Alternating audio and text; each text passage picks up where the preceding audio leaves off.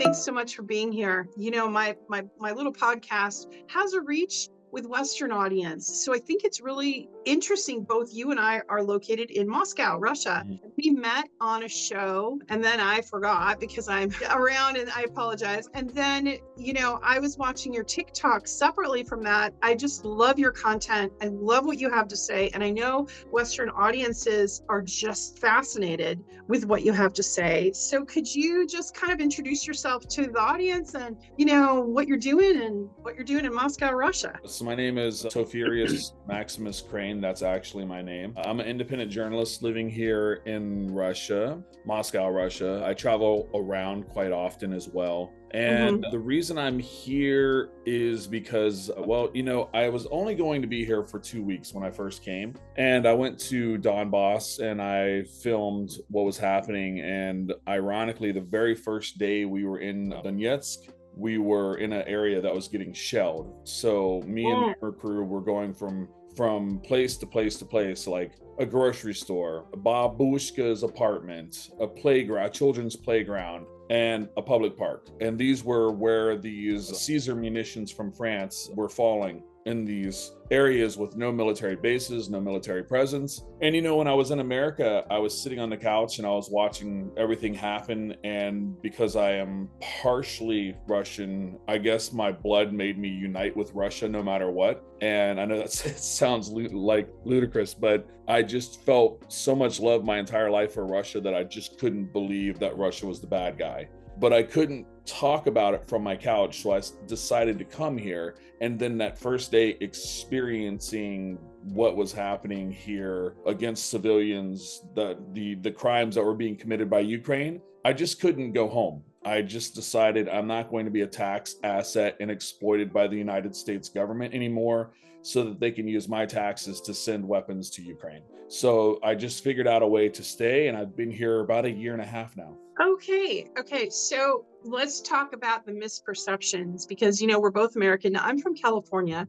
What part of the United States are you from? Originally, I was born in Kansas City, Kansas, but I was raised in Virginia primarily. And then in my adult life, I lived in Pennsylvania and the Carolinas. Oh, wow. Okay. Well, I was on the opposite coast. I was born in California, Monterey, and then my family moved to Wisconsin. We had a farm in the Midwest. And then when I was about in my teens, we went down to Georgia, and then I went over to California when I was 16, 17 during the summers, and then modeling and earning money, and then I ended up acting. And then in my 20s, I was in California the rest of the time, pretty much the rest of the time until I went to Seattle for law school. And you know, West Coast, East Coast, there's a big difference sometimes. And people here in Russia really don't know that, but we're a little more chill.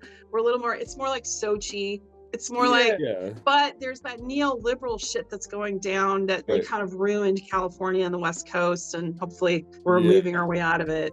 I wanted to ask you about, I know I have my perceptions coming to Russia of what Russia was supposed to be like, indoctrinated. And we're about the same age, I think, in the same generation. Right. It was starting in school, like from the Cold War era on. Exactly. What was your biggest surprise when you came to Russia? What surprised you the most about the lies that you were kind of told about Russia? Right. Well, honestly, when I was flying from America to Russia, I had like a 3 or 4 day layover in Serbia. I just decided to check out Belgrade. And while I was in Belgrade, I was kind of like, man, Belgrade's cool. I don't know if I want to go to Russia. So then when I was leaving Belgrade coming to Russia, I was like, well, what if everything's so true? What if the United States government was right and these people were going to arrest me as soon as I step off the plane? And, you know, part of me was just laughing, like, there's no way that's going to happen. Right. And then, you know, you come in and they have when you come off the airplane, you have to go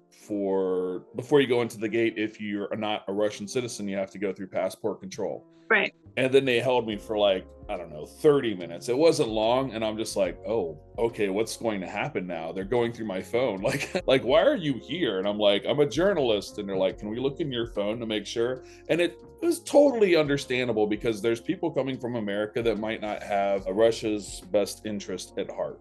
Right. So they let me go. They're like, okay, great. And I've actually left the country and come back since then. And they're like, hey, welcome back. And I go right through the gate. So it's not an issue anymore. But that kind of made me very nervous. But as soon as I got through the gate, I was looking for help to figure out, like, okay, I got this far. I had no idea how to take a taxi, get to there. I'm just kind of like this kind of go with the flow type of person. So I'm not very good at planning things out when it comes to my travels. I just kind of, go with it, And Yeah. so I come out the airport and I'm like, all right, we made it. And then I start trying to speak English because I know zero Russian. You figured I would have learned that, but I thought I would only be here for 2 weeks. And people were all helpful. And then I was like, wow, they're actually like they're like Southerners, you've been to Georgia, so you know how Georgians are. Russians are like Southerners. Like if you give you food, they're gonna get in the car. I'm taking you. No, I don't want your gas money. Like just very kind people. Once you get to know them. Yeah, they don't have transactional relationships like we do in the U.S. Yeah, exactly. Capitalism, America, it's still not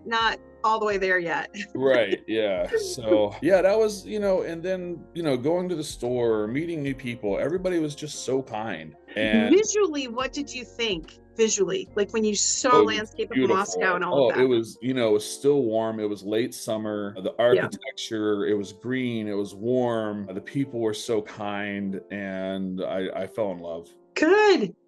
Yeah. What was like, because you talk to expats, but you talk to people back home. One of the things that people kept saying to me over and over when I was in political asylum, which, I was in a difficult situation, because of the Biden administration, DOJ coming after me. But so people had, concerns, friends, but they were like, what are they treating you like in Russia? And I was like, they're wonderful. I'm worried about America. I'm worried about you. Yeah, me too. Yeah. So one thing I've noticed, because I do my budget, I spend a third less on food. Right. Meaning I'll have the same amount of food as in America, but it's like a third cheaper about. Right. Yeah. And they've even raised prices a little bit here this year, particularly. And Moscow is the most expensive city, like New York. And even then, it's still way cheaper. Rent is cheaper. What are you finding? Are you finding the same reality, or is this just mine? Well, I eat out every day, and I'm still doing good financially. I mean, I eat out like maybe twice a day. Maybe cook once a day, eat out twice a day, something like that. And I was paying about $530 a month. Now I'm paying $600 because of the increase. But I mean, after being in this apartment for a year, I felt that was a reasonable raise in rent. If I could walk to the Kremlin. So if $600 and I can walk to the Kremlin, that's a steal. That's amazing. Yeah, of course. So, I mean, it's a small, 1 bedroom, but, it gets the job done. I can sleep, and, I think everything's super affordable here. If you're an American, like if you were living on, even if you were to work like at Kusna Tochka, I've seen they pay like $800 a month. So if you were paying $600 and you have free insurance and everything, and then you were to have like a second job maybe, or a part-time job, you'd be able to afford everything you need. Or if you had a roommate, of course. And let's talk about medical, because I had 2 medical emergencies while I was here. I fell on my knee and had to have surgery on it. And but actually I had injured my knee in America, but then I fell on it in the cement, and that ruined it. And so I had to have surgery. And then I also had a kidney issue last year. Now I'm healthy now, but zero. I had zero. I have insurance through work, but even without insurance, when I was in that gap and I didn't have insurance, it was like $200 at the most after surgery, major surgery on my knee. What are you finding with that? I've paid about $25 in the past year and a half for healthcare. And once it was for like a COVID or something like that. I got medicine and doctor's visit. Everything was like $15. And then I had to go back and get, after I was in Donbass, an x-ray because my foot kept hurting. Right. And the x-ray, they found metal in my foot, and they're like, how did that get there? And I'm like, no idea. So we think I have shrapnel in my foot. And wow. Yeah, well, we don't know. Like, it wasn't, so before I left America, I fell down my front porch steps and had an x-ray. There was no metal. And then I'm here like not very long, and now there's metal in my foot. And so Anyway, mysterious metal in foot. The X-ray and the doctor's visit was like $10. So yeah, Amazing. yeah, and that's out of pocket, no insurance. Yeah. And so, and you've been doing a good job educating people about this. So, and we're expats, so we're not even citizens yet. And so Russian citizens have free medical. Also, education is very affordable here, and they have it all the way through university. Like if you want to be a doctor, you can be a doctor. Right. Yeah. Yeah. Actually, I interviewed a young lady not too long ago. She's Russian and she's in school to become a doctor. It's all completely free, including her dorm. And the reason she wants to become a doctor is because her father had cancer 3 times. And wow. Every time, everything was completely paid for, and now it's in remission. So she was inspired to become a doctor because of this. That's really inspirational. And also what's not being covered in the Western media is what just came out. I'm going to be actually doing a show about this, the cancer. They call it the cancer vaccine, but it's not a preventative vaccine. Mm-hmm. It's after you have cancer.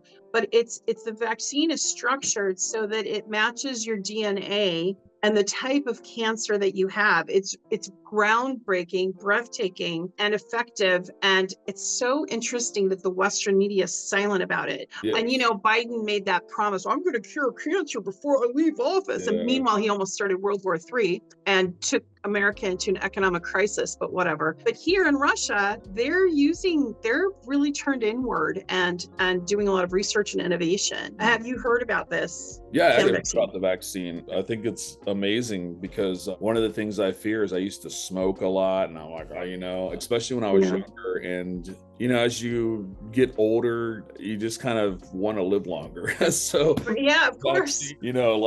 This is great news. Like, man, they can basically just, and now, of course, Vladimir Putin's talking about cell regeneration. He's talking about what was the organ transplants, but he wants to do like the bio 3D mapping or whatever. I don't know what it's called, so I'm talking nonsense in general. Bioengineering the body to more efficient organs? No, he wants to I think 3D print organs or something like this. I for x-rays and whatnot. Yeah, because they'll be able to find more. Yeah, that makes sense. Okay, yeah. But it would be based off of your DNA versus, having a heart transplant from somebody else that your body might reject. So yeah, it's interesting. I briefed over that. And then of course I did hear and read up on the vaccine because that was very interesting. And you're right, in America, when it comes down to it, you have the lobbyists working for the pharmaceutical companies that own shares in Kellogg's or whoever. And these people, it just seems like I guess you can't even argue it at this point. It just seems like they're trying to harm people so that they need the, Pfizer and, all the different medical treatments that come along with food that they eat. And it's not a conspiracy theory. It's true. I mean, they put toxic things in there because the sick population needs to pay for medical care, and they make a lot of money doing that. So yeah, there's an incentive. But whenever you incentivize something like that, United States, they would be like, you're crazy. But when you really look at it, it's so. And then that brings me to the food in Russia. So one of the things that shocked me, because I did not know this coming here, because I knew Europe banned certain things from the US. They were like, no, we're not doing that. We're banning pesticides, whatever. But I didn't know that Russia did also, but they actually banned pesticides. And so I was at first asking, is this organic? A Californian, is this organic? And they're like, yeah, it was from my garden. I don't use pesticides. They didn't even understand when I would translate what I was asking, because they don't use bad. Why would we put that on our strawberries and poison ourselves or poison our wildlife? So what are your thoughts on that? I mean, when I see babushka selling fruits and vegetables, I buy it because, it's organic and it's GMO free. I think. And you can get them at the metro stations. They're you can get yourself a pair of gloves, a scarf, some tomatoes. You can get everything down in the metro. I think food here is, you're about my age. Do you remember when you were little and you would eat a carrot and it was crunchy and it tasted like a carrot? Oh yeah. And you'd almost taste the dirt. I mean, you could taste because my mother had an acre garden, so we ate everything organic on the farm. Yeah, I remember. And then food lost its taste. Exactly. And the carrots became rubbery in America, which was really weird. Genetic modification. Yeah. So now here in Russia, it's crispy and it tastes like a carrot. It's just so delicious. And the potatoes, everything tastes like what food used to taste like before GMOs and all the pesticides and everything. So I think food here is tasty because it's natural, and I've actually lost a lot of weight. I don't know if maybe it's just walking every day to and from the metro and walking around the cities, or if it's the food I'm eating, but I'm a lot healthier here than I was in America, for sure.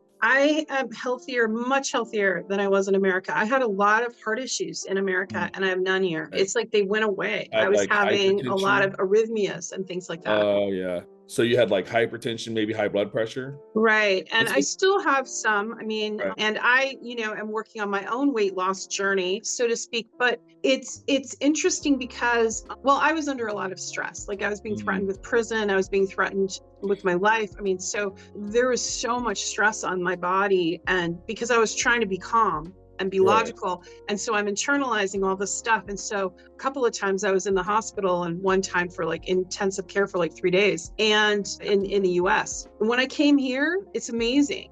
Like all the arrhythmias stop. I haven't had arrhythmias since I've been in Russia. Oh, that's good. And that's also a byproduct of, I had to take the vaccine to travel, the COVID, and I had a reaction to it. I have reactions to meds sometimes, and I had a terrible reaction to the Pfizer shot, and it caused arrhythmia. So yeah. And now they're finally admitting it. At the time, they had me 3 days like in a intensive care, normalized nurse. my heart, right? And the nurse came up and said, "Do you want the vaccine?" And I said, "What?"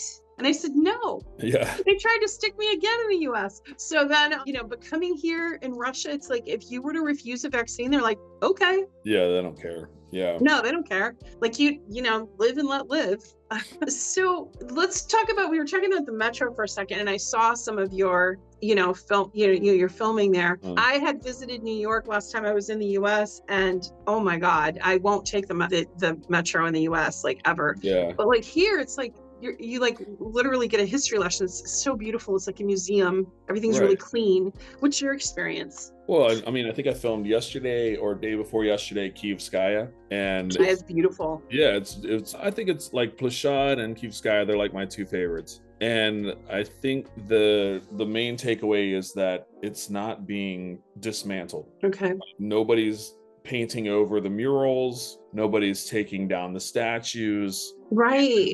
In Ukraine and the United States, they're like, oh, this person bad, hurt my feelings. This person lived 200 years ago. Oh, I can't walk past this statue. I feel oppressed. It's it seems like woke virus. Left. It just seems like the left, they want to always the pity me, and they make up all these reasons for you to think that, oh, maybe I should feel bad for this person. And I just can't fall into that trap. And of course, Russians never did. They're like, hey, this guy, like, this is our history and we're preserving it. I mean, I could never imagine even 100 years from now, Russians being so weak or pathetic to say, oh, my feelings are hurt, they're bad, let's take it down. It's just going to be there, and and the stuff's so well built, maybe to the end of time, who knows. I love the metro. I feel very safe. It's always clean. Yesterday, I was telling a friend, an older gentleman with a walker, and I was kind of nervous because he was on the escalator. He took a tumble and he didn't get a couple of feet, and everybody was grabbing hold of him. And in America, what was people would you saw that case where somebody got pushed into the subway. Yes,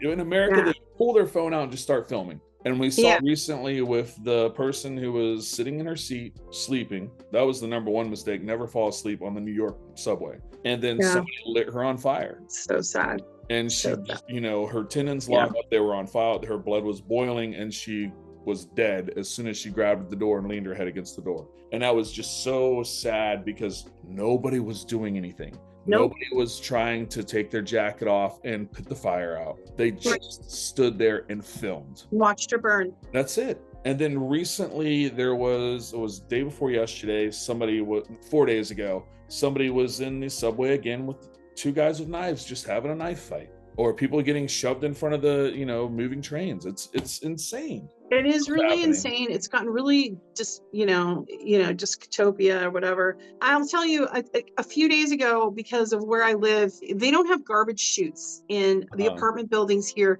because they attract rats. So that's right, smart. They have like dumpsters where you go and you take your trash, and right. then they come daily and they remove that trash out of the city. But they Mhm. do that to keep the city clean and free of rodents and whatever. So anyway, I had to walk, across the street to the dumpster to take my garbage, and my garbage bag started to break, and there was this really well-dressed Russian man. He had like Right, on, like, I glanced at his shoes and they were like fancy Italian shoes, but I could tell he was right. very well dressed, very like, immaculate. And he saw me struggling and he stopped everything he was doing, talking to his friend.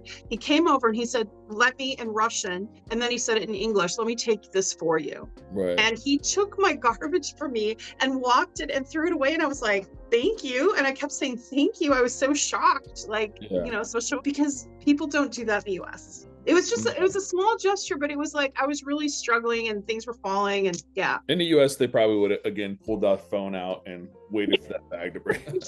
Tara Reade spilling garbage all over the Yeah, got her. yeah, right. But yeah, I've just noticed that when I fell on my knee, 4 people were there, like, Yeah. immediately. So I was like, oh, well, this is how I can get attention of a Russian man. I guess I'll just Do you want to fall. marry a Russian man one day? No, No.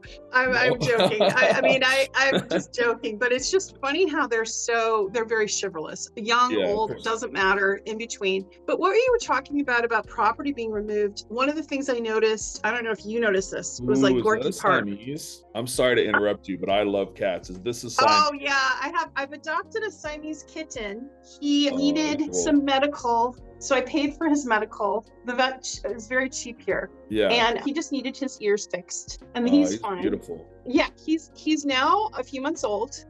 They named him, the Russian family named him Prince. Prince. Oh, And in he England. does act like one. So I have an older cat, Ben, that I brought with me, and so now Ben has a kitten. And Ben looks at me every once in a while like, is he here to stay? Right. What is this? But they love each other. They sleep together now. They play together, and Oh, good. yeah. But anyway, so I lost my train of thought. I was talking about. I'm I sorry. wanted to. I like cats, so I went automatically to the cat. Do you have any pets? I'm allergic to cats, but I don't know if you see my Instagram stories. It's like Yes. 20 stories of cats every day. So Yeah, I love kitties and dogs and Yeah. horses. I miss my horse. My horse is back in the US. So what other parts of Russia have you been to? well, that's why I don't have pets. I travel a lot. Okay. Wow, I don't even remember all that. I've been to Kursk, of course, St. Petersburg, all the little towns and cities between Moscow and St. Petersburg, Rostov-on-Don, Tula, of course, Donbass, Donetsk, Lugansk, Mariupol, Avdiivka. Wow. Crimea? There's probably 20 more. Have you been to Crimea? No, I haven't yet. But I've been to Sochi, Okay. though. I love Sochi. Yeah, I've been to Sochi. I've been to Vladivostok. Have you been able to go to the Far East at all? Well, no, I wish, but no, not yet. Yeah, try to go to Vladivostok or to, Lake Baikal, definitely. I'm going to trying go to up to Lake Baikal Baikal. next month. Oh, good. Yeah, I'll go Good. next month. Yeah. And you take one of those cars, they take you out on the ice. You can. Yeah. I Be want to get fun. there in the winter because I know that the entire lake's frozen over. So Yeah, I still really want to see, I really want to see the Urals and the Altai. I love nature. So yeah. now, what are your plans? Now that you've kind of Oh, established boy. you love Russia, what are your plans with staying or going? Well, I want to stay, and Okay. there's a new decree. I mean, you know about the decree, of course, in regards The shared values. temporary residency. Well, Mhm. now if you have a job in Russia and you have 1 year in this specialized position, then you're eligible for permanent residency. So I'm thinking about maybe just trying to maybe get a work visa or something like that and go for that, or Mhm. maybe just do the temporary residency and then see what it turns into. I want to stay in Russia. I never want to go back to the United States, of course, but I'm kind of like open to traveling some, but just having Russia as like my home. but I would like to go to like China and Vietnam, Sure. Yeah. go travel around a little. Belarus. Yeah. Yeah, yeah. But I mean, Russia's home. Like when I first came to Russia, I felt at home because I'm from the South and everybody's very Southern minded. Speaking of Southern minded, Vladikavkaz, the people in Ossetia, they are the best. Really? I love Russians, but the people in Rostov-on-Don as well. But Ossetia, they are absolutely the best people. I mean, they are, And give a geography lesson to our audience because there's a lot of people that wouldn't know where you're talking about. Okay, well, it's down in the Caucasus, in South Russia, in the Caucasus. Right. It's a Orthodox country, population maybe 1 million. No. I think worldwide there might just be 1 million Ossetians. I mean, I know a lot about Ossetian history. You had one point where you had the Mongolians come through Ossetia and almost completely destroy the population, and like there's a lot of rich history in Ossetia, and the people are just wonderful. The city of the dead, there's so many different places there that are just so historic. Like when you touch the buildings, you're like, wow, this is like 3,000 years old, 2,000 years. Yeah, they call it the cradle of humanity, actually, Mount Everest and all of that. Did you go to Minerale Volati or Kizilvostock or any of that? No. Try to go there. It's beautiful. It's like it's the beginning of the Caucasus kind of. Okay. But also there's the same kind of, there's these caves where they found cave drawings that are thousands of years old, rock formations. I mean, it has, I went ahead and splurged on a tour guide there because there is so much ancient history and it was really interesting. And it has both Orthodoxy and I think some Muslim, but mostly Orthodoxy background. And, the people there were amazingly friendly. Same thing. Right. Yeah, Kizilvostock is like this mineral springs town where you have sunshine 300 days a year. So I'm thinking about going there next month for a couple of days. But so it's interesting that we were kind of drawn to the same place for the same reasons. Very friendly people, very warm, very and gorgeous. Just kind of open land. Yeah. So have you thought about farming? Are you interested in that? Are you interested? Are you more a city guy? I'm a city dude. I mean, I was living in Miami at one point. I'm from Virginia Beach, essentially. I was born in a big city. And when I lived in the Carolinas, it was like Charleston or Charlotte. Like I've always been in cities. I like to always be busy. And I did at one point in time live in the outskirts of Charlotte in a little town called Midland in North Carolina, and I did have like a little 2-acre farm going.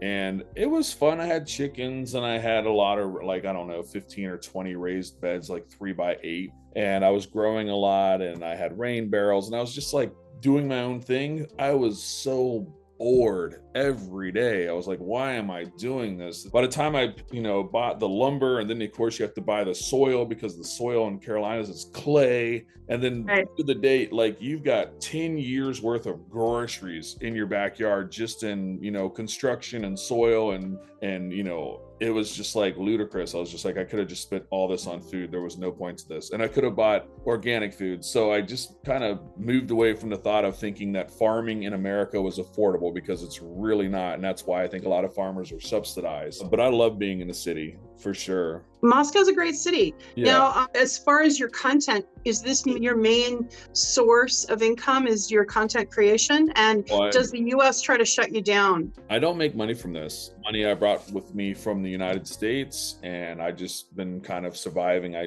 think I could probably last here another couple of years on what I have, because it's that affordable. Yes, it is. It's very affordable. Yeah. Now, my situation was different. I was wiped out by the Biden administration. So I was wiped out. Yeah. You can imagine. And even though I still have a presence in social media, I was demonetized. My Wise app was shut down forever. Like I couldn't, because I received, whatever. They just shut it down. They didn't really give a reason. So I'm really monitored by the US. They just don't want me to be happy. Yeah. but joke's on them. So I found my happiness. But I'm glad you don't have that obstacle. So when you come to that point in a couple of years, probably would. What is your plan? Are you gonna retire, like you're a pension age kind of person, or do you want to keep working, or what? No, I mean, I'm probably gonna have to work till I die. So I think I'd rather keep working. And and I thought about this the other day. If I have to keep a lot of people think I'm a paid propagandist, but at the end of the day, I'm not. Last month I had 300,000 followers on TikTok. And then kind of the same situation as you, the FBI did a preservation of information request because they thought there was tons of evidence on my TikTok account and they needed to freeze it. You know, me walking around Moscow, like, look, shawarma. Me walking around Moscow, look, beautiful building. Oh, wow. But what it really was is because I think I've told you this before, I was there on J6 and I filmed the Capitol Police saying, yes, you can go into the Capitol. And I filmed the Capitol Police beating, you know, nonviolent, peaceful protesters who weren't provoking in the Capitol Police. And I had the FBI at my house in the United States of America. So whenever I mention, and this was before the election, of course, EU had this removed. EU, Belgium, not the United States, but Belgium had the footage that I posted on YouTube removed, and then my YouTube completely closed because they said that I was trying to influence elections. What does Belgium have to do with the United States election process? Nothing. Exactly. Nothing. So they're they're vassals for the U.S. It's really scary, the censorship. Right. I mean, what is, you know how people say Russia's like censors people, which I'm not experienced any kind of censorship. What is your experience with American censorship? I mean, watching it, because I've been shocked at my age to see the direction the U.S. has gone. Well, let's go back to, and let's talk about America, but let's go back to Belgium. Okay. Claimed that they had my content removed to protect freedom of speech. Right. So if you were to Google my name and go to the very bottom of the page, it'll say some information removed for violations or something like this. And then see the exact reason why they've done this. You know, the United States, they sent the FBI to my house. They tried to entrap me twice. They said, you know, the first time they said, what did you see when you were inside the Capitol? And I said, I didn't go inside the Capitol. And they were like, okay, right. What did you see when you went inside the Capitol? And I'm like, are you deaf? Like, I did not go inside the Capitol, but I have recorded evidence of Capitol Police saying that you can, you know, you can't. So then the officer or the federal agent said to me, you know, they did the preservation information request. That was 1.6 million followers at that time. This is before I left America a year and a half ago. And they shut all my social media accounts down. So then, yes, I was making a lot of money then and on social media. So then they asked if I had any additional evidence on me. On me, no, of course not. In my house, yes, of course. And then, of course, I brought that into Russia. And right before the elections, I started to upload everything. Now, I wasn't uploading it to interfere with the election. I was uploading this evidence to remind not only the people about what happened, but Trump to keep his promise that these people, you know, these people need to go free. And January 6 people that are imprisoned, beyond their sentencing guidelines. They even went over and above sentencing guidelines. Yeah, it was shocking. Well, they're using the Patriot Act, which of course our buddy Bush put into place. And when you use the Patriot Act, you can hold people indefinitely without trial. So there's people who haven't even had trial yet. And so that's a big fear. That's something you should fear too. You know, both of us should. If we go back to America, they could hold us indefinitely without trial in prison in solitary confinement. And how is that freedom? Yeah. And that's why I filed a lawsuit. I filed a lawsuit against the DOJ and FBI. Right. And so we'll see how that goes. Right. But that right there in itself just shows you how far they're willing to go to censor people. Then they're sitting. The feds knew they had nothing on me. They attempted to entrap me.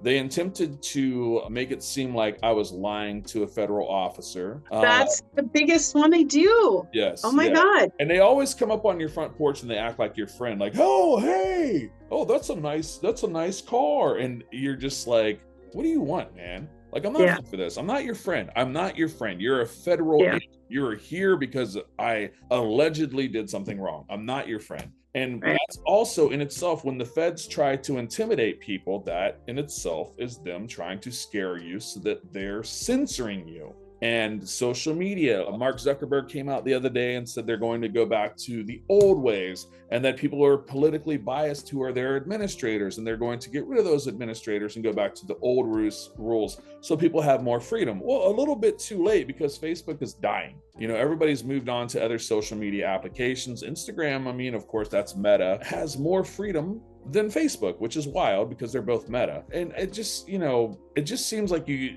can't talk about the president, Trump, which blew my mind because Trump's like, let's keep TikTok. But then TikTok was banning people who were, you know, basing their content only around Trump, and they were pro-Biden, which made no damn sense to me because Biden wants to get rid of TikTok and Trump wants to keep TikTok. It just, they're working against themselves. But all of these social media applications, I have no doubt that the feds are probably just issuing lots of preservation and information requests on big content creators and just censoring all of us. Right. It's so rampant.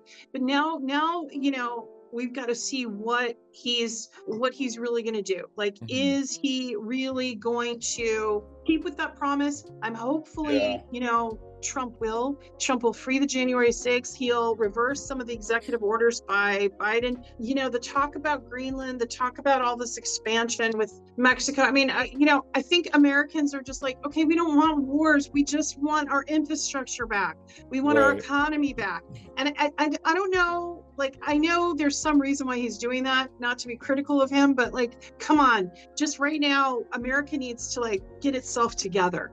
It needs to get the people out of jail that were political prisoners. It needs to get the infrastructure going, get the economy going, and then look at that. But it's just kind of putting carts before the horse kind of stuff. I just hope he doesn't get impulsive that way, because it'll get us down in quagmires, and then all these other problems will again be ignored. Right. You know, I voted for Trump. I know you hate Biden, and I hate him probably just as much as you. I do. Of course, you know, I knew when I left America, if I came back, especially after going to Russia, I would have problems. And I was willing to risk it to go home, but then I just decided I don't want to go to prison. And I know they're going to try to find a reason to make, you know, to shut me down. So I thought I would go live in Serbia. But again, I just decided to stay here in Russia. And I voted for Trump, even though Trump did so much during his second presidency that was, or his first term that I thought was, you know, great. But absolutely. When it came down to it, though, he did a lot, like his EO on election fraud, and there was election fraud, and all he had to do was enforce his executive order, and he didn't do it. And if he would have just enforced and investigated, because he had that EO, he didn't have to go through all these local, state, you know, everything. It was, you know, federal. And then, of course, he could have gotten state involved as well, the states involved as well, and then had investigations. Instead, he was just going through court processes, and all he had to do was enforce that EO. And so many people wouldn't be sitting in prison right now. And I hope he does pardon them, but I don't think he's going to pardon everybody. Like, there's not going to be a broad pardon. It's going to be, you know, a few people here or there, or something like this. And recently, his thing is he keeps talking about, so today he talked about how Vladimir Putin is reaching out to Washington, D.C. to talk about Ukraine. And Vladimir Putin is, no, we have not reached out to Trump to talk about Ukraine. So why would he continue to say these things about, because it makes Russia look weak, and Russia's not weak. It does. Their weapons, we see that they have hypersonic. Right. And, you know, a lot of Americans, they think if we launched our military towards Russia, you're going to have to go most likely mass transport or troop transport by sea. Russia has hypersonics, they'll knock you tired. I mean, you're talking about Navy just being sunk. And a lot of Americans don't even realize this. If they came through Europe, I mean, Russia would crush if they went full throttle. And I don't think a lot of people realize that Ukrainians are cousins, and Russia's not trying to just go, you know, a complete blitz on them. So, but it drives me crazy. It infuriates me that Trump just gets caught in these lies lately. And he's constantly saying this, it seems like every week. And the one thing that really upsets me is that we know during his, you know, pre-election process, he kept talking about how he was going to end the Ukraine war in one day. And now it says he never said that, but there's video of him saying it. Yeah. And now they're saying 24 hours. We took him out of context. No, we didn't. He said 24 hours, and now he's saying 6 months. So it's he's saying 6 months because he has to. 6 months is more realistic with Vladimir Putin, and it's up to Vladimir Putin and Russia what they want to do. Right. It's not up to the U.S. It's not up to the U.S. And Trump knows not at all. That, and I think that's why he's saying this, to make Russia look weak, like Russia's begging for a ceasefire, and that's not true. Right. Like, I've been to the front many times. They don't need to. I know what's really happening there, and Russia is not. You can't tell this to Americans who are dead set on there. It's like this Russia special does military not need to. They operation. want to make sure the people of the Donbass are safe. They want to make sure that Exactly. they maintain Kursk. No So problem. that has been confusing to me too. One of the interesting conversations, I talked to Tucker Carlson. I was on his show 3 times. And, I have communication with him sometimes, whatever. I've like, how are you? Happy New Year, whatever. Nothing, Right. whatever. But the few times that I've talked to him, he seems very optimistic. And then his shows have been showing the optimism. And then I helped with the recent Sergei Lavrov. I helped connect them so that interview could happen, because I thought, well, Westerners will really appreciate Sergei Lavrov. And they did. Lavrov's the best. He is the best. And he made it clear that a ceasefire was not enough. He really laid out exactly what Russia wants. So I think that that's the point when Trump's people got the message. They saw the interview. They laid out, Sergei Lavrov and Vladimir Putin both laid out exactly what has to happen in order for the war to come to an end. That's it. Yeah. Anything short of that, there's no reason for them to stop protecting their territory and their population. Yeah. I mean, my personal opinion is I hope they go the distance. I hope they pit Kyiv right back up against the border of Poland. Absolutely. I mean, they need to fight. The whole thing about this too was the Nazification, that the US was funding these actual Nazis. Of course. John McCain, Lindsey Graham. Yeah. And I don't think the American people, they think that's propaganda. It's not. Then I think they've seen enough proof that they know, okay, yeah, there's Nazis there. But I think, with the American people, and this, it's been in no one's recent memory of having a war on US soil. They don't understand World War III and what that could mean for the US. Right. Yeah. And we've come to the brink of it. And I think that the only way to come back from the brink of that is a proper diplomacy. And you're sure not going to get that out of Tony Blinken. No. And those people. So you decided to stay in Russia. Are you Orthodox Christian, or may I ask? Yeah, I am Orthodox. You are Orthodox. So this is very comfortable for you. Okay. Yeah, I actually, when I went to Donbass the first time, everybody was really concerned. I'm a seminary dropout. Okay.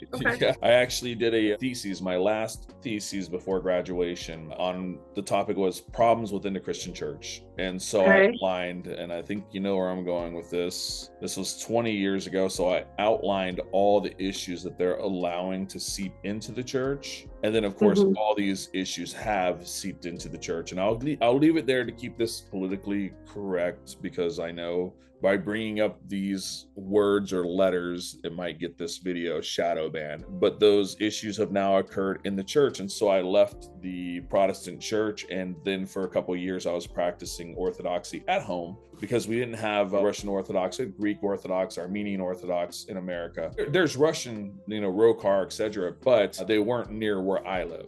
And so I just, I got some icons. I got a giant, beautiful framed image of the patriarch. And I just started praying at home. And then when I came to Russia, I just mentioned, how soon could I get baptized? And I thought it was going to be a process where I'd have to go through a class or some schooling and then learn about Orthodox and then get baptized. And they're like, oh no, you're going to war. So we're going to baptize you immediately, which is one of those things that you can do if somebody's going to be in a war, like a position of harm. And actually, if you're a soldier and you're a baptized Orthodox, you can baptize another soldier in the heat. So I just thought that was wonderful that the church was like, you're going to war, you're going to be baptized. Like, this isn't something that can wait. And so I was like, yes, let's do it. So I got baptized. That was about 2 weeks after I arrived in Russia. So almost a year and a half ago. Nice. And then, and I mean, the churches here are incredibly beautiful. And I've seen some of your coverage of that. It is. So you do qualify for the shared values legislation where they allow you to citizenship as well. And what's interesting is none of this is another misnomer that Americans have, is that you have to give up your citizenship. You do not have to give up your US passport to become a Russian citizen. It would just be an additional passport. And why not? Like, if you can have an EU and a Russian and an American, why not? Like, then you can move freely in the world, hopefully. I know somebody that has an American passport, a Ukrainian passport, and now they have a Russian passport. So there you have it. Multiple, yeah, exactly. Although going into the US would be tricky with being held, I would imagine, all those Yes. passports. Yeah. Yeah, I mean, they do hold you and they talk to you or whatever. Now, in my case, I'm going to have to be going through some hoops because I'm under asylum. So it's a whole different process for me. I don't really know. I really love it here. However, I'm not a city girl. I like the city, the convenience of it, but I really love horseback riding. I love nature. I love chickens, having chickens in a garden, someday being a babushka, not pressuring my daughter at all, but she just got married, but I'm like, no pressure, but come on. Is she still in the States? She's back in the States. Yeah. She'll come visit and she totally understands. She already calls me, babushka Tara. So, as a joke in anticipation of when she has a child. So we joke about that, but yeah, I mean, she's accepted. She's very supportive and understands why I want to be here. And she's very she lives near Seattle. So you can imagine that's like Wokeville. So she has to deal with all of that. Yeah. But yeah. And, you have to understand, I was a Democrat. So, and I will never vote Democrat again. Right. I saw it change around Clinton's time in the 90s. So a lot of people won't remember this that are younger than us, but I saw the beginning of that neoliberalism, that arrogance, that the wars accelerated. It was Democrat and Republican, but it was the military industrial complex basically and then this whole weird kind of what you were talking about, like the woke mind virus is the only way to put it. It's just bizarre. Where feel afraid you can't have a conversation about vaccines. Yeah. Oh, no, of course not. And you can't even have a conversation with anybody who thinks differently than you these days without just automatically being called a racist, which is ironic. Right. Because you have these people who are now supporting Ukraine who also have Black Lives Matter flags on their house. Yeah. And it's like, pick a lane. Are you a Nazi or do you support BLM? Do you support Nazis? Do you support, Yeah, and then if you mention Nazis in Ukraine, they go, but there's Nazis everywhere, but there's not full-on battalions. Right. Like Kraken, right? That are trying to eradicate Russian Orthodox. Ethnic Russians. Yeah. I think that, but like you were saying, the beginning of Clinton's era was like the beginning of the exploitation of minorities. Because and now we have not only the exploitation of minorities, but we have the exploitation of people based on gender or color or sexual orientation. And that's like a huge thing that the liberals try to do now is like, you should fear Trump. He's going to take your rights away and he's racist. And then of course, it's like this echo chamber for liberals. So if you say something they don't agree with, they just start being racist. So and you're just as unintelligent or redneck or whatever, because they're not listening to their base. They're not listening to the working class, and the working class in America have had enough. They've had enough of stagnant wages, of not being able to drive across a bridge without it crumbling, basically not being able to go to the grocery store and feed their family and have one job to do that. And, it's the disintegration of the American dream started probably in the early 60s, mid 60s, and then just accelerated. But what I would say is, this is my experience, and you could have a different view. What I'm seeing in Russia is they are capitalists, and most people, this is what's so funny about the US. Some people think it's still frozen back in Soviet times. It's not. But they have socialized medicine and education, which is working. But they also have capitalism, and they're sort of like in the honeymoon period. What I would say is there's no crony capitalism. Like in the US, we've devolved into crony capitalism, where you have very few people that own 85% of the wealth. Here, it's the opposite. Right. And you still have a government that functions the way it's supposed to. In other words, it's supposed to help with emergencies, infrastructures, health, and well-being of their population and vulnerable. Yeah. Okay. So you were talking about in the beginning, what did you expect? And one of those things when we talk about infrastructure is, you see these videos in the United States and the Russians are all driving on dirt roads. From Mariupol, the roads are new. There's not giant potholes. Now, once you get into like Avdiivka or like at the front line, there's a lot of potholes. Obviously, there's a war going on there. But everywhere else, the roads are great. The bridges are in great shape. And it's not just Moscow, it's every city I've been to. They're constantly working on infrastructure, replacing curbs, replacing roads. Even in Mariupol, which was, a year and a half ago, it was a war zone. Avestal was still Right. raging. And even when you go into Mariupol, they have the Russian Federation has built brand new buildings and then given them to the citizens for free. And they're completely renovating everything in Mariupol. And then you look at the Carolinas after we had the hurricane, they're still living in tents. And oh my God, it's heartbreaking without electricity in the Appalachians. Yeah. And then what are we going to do about LA? What's going to happen there? We already have Skid Row and a massive homeless population there. My view on that is that was a land grab. That the places that burned were the most valuable real estate in Los Angeles, most wanted. And they cut insurance for a lot of people. And they canceled a few months ago. I think there's going to be a land grab. You watch Bill Gates, you watch BlackRock. And see if that isn't scooped up by a couple of. BlackRock's not in Russia. That's BlackRock's not in Russia. They're not ever going to be allowed in Russia. Thank God. Well, they are in Ukraine. They own 24% of it now. Of course, yeah. That was the whole. But that the U.S.'s plan was to have a military base there. Yeah. To open via NATO. Well, I think that's what they want to do in Greenland now. I mean, they already have some military presence, but when he talks about Greenland, I think he wants to create a large force, which is basically just like the window to Russia. So I don't think that's going to bode well for peace. No.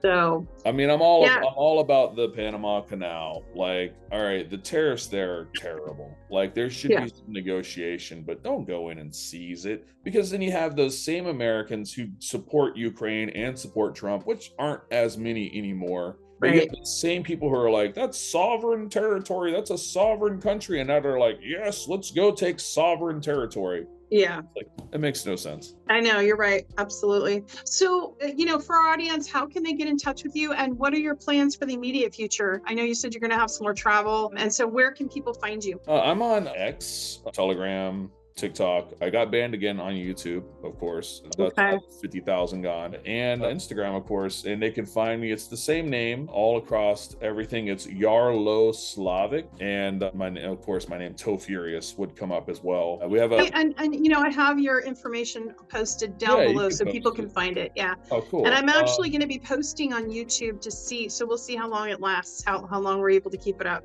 Yeah, good luck, because every time I start a new account, it gets banned, and there's no violations. It's just removed for community guideline violations, but there is none. Recently, I talked about some issues with the U.S. government, and that was like the last video, and then gone. So you can't criticize the United States government. If you make videos about, shawarma or whatever, and you keep it like really low key, you could probably keep that account. But we also have a website. It's called RussianMigration.org. Okay. It's to help people migrate here. And I'm not making a shameless plug, because I don't make money from the website. I spent $2,000 on it. I maintained the website, but I had so many people messaging me every day about how they could migrate to Russia. And so I built the site just so that they had all the information. And for, future plans, I want to travel around Russia some more. I think I'll start the process to stay in Russia, but I'm not sold on Moscow. I think I would like to go to Vladikavkaz for sure. And I say so.